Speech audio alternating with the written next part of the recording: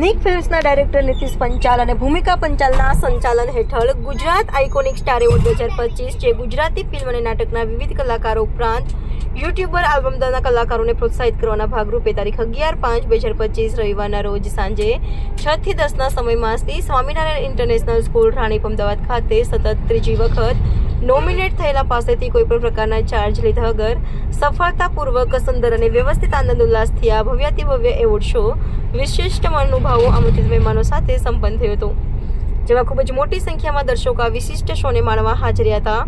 ઉપસ્થિત સૌએ આયોજકોના આવા વિશિષ્ટ આયોજનને બિરદાવી પ્રસન્નતા વ્યક્ત કરી શુભેચ્છાઓ પાઠવી તેમનો આભાર વ્યક્ત કરી નવા ક્રિએટિવ કન્સેપ્ટના કાર્યક્રમ કરવા શુભકામના વ્યક્ત કરી પોતાનો સંપૂર્ણ સાથે સહકાર અને સહયોગ આપવાની ખાતરી આપી હતી.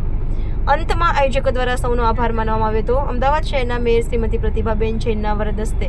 દીપ પ્રાગટ્ય કરવામાં આવ્યું હતું. સાથે અન્ય મુખ્ય મહેમાનો શ્રી કમલેશભાઈ પંચાલ, શ્રીમતી ભાવનાબેન પંચાલ, શ્રી પારુલબેન સંદીપભાઈ ચોબનપુત્રા, શ્રી જગદીશભાઈ પંચાલ, શ્રીમતી રશ્મિકાબેન પંચાલ, શ્રી હર્ષિદાબેન પંચાલ, શ્રી ડૉક્ટર સ્મિતભાઈ પટેલ જોડાયા હતા.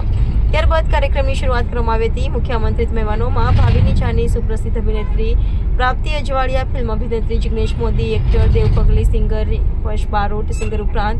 દેવર્ષ પંચાલ, અંકિત બારોટ, સુનિતા ભાવા, નતાશા ડિસોઝા, શાહીન પરવીન, મનીષ જોશી, કમલેશભાઈ, ડૉક્ટર કલ્પેશ પટેલ, નીલમ ગજ્જર, રાયજની જૈન હતા.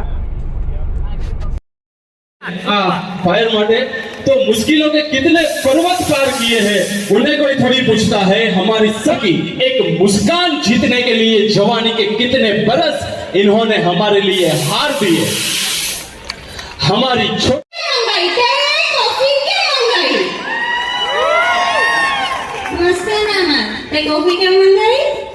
સહ પ્રણામ. આજના Gujarat iconic star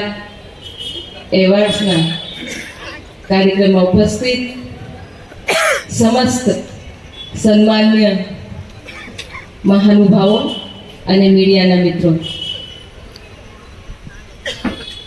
Gujarat iconic star award Gujarati film,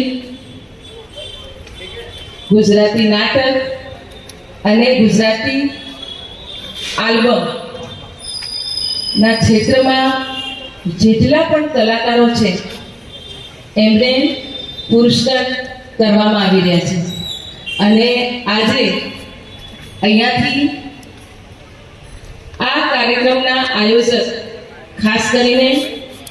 Nitish Panchal અને બેન શ્રી ભૂમિકાબેન અને એમની સમસ્ત ટીમને, આ કલાકારોને પુરસ્કાર કરવાના અને સન્માનિત કરવા માટે હું ખૂબ સહૃદય અભિનંદન પાઠવું છું. એની સાથે સાથે કલા અને સંસ્કૃતિના વાહક તરીકે જે સર્વે કલાકારો પોતાના ક્ષેત્રમાં યોગદાન આપી અને આપણી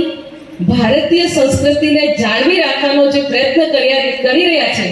એના માટે હું સમસ્ત કલાકારોને પણ ખૂબ હૃદયપૂર્વક શુભેચ્છાઓ સાથે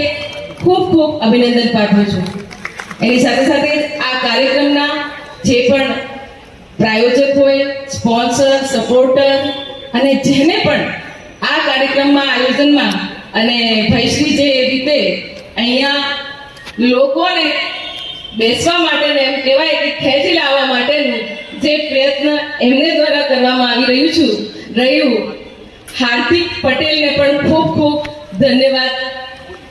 હાર્દિકભાઈ મોદીને ખૂબ ધન્યવાદ પાઠવું છું. અને આજે વિશાળ સંખ્યામાં અહીંયા ઉપસ્થિત અહીંયાથી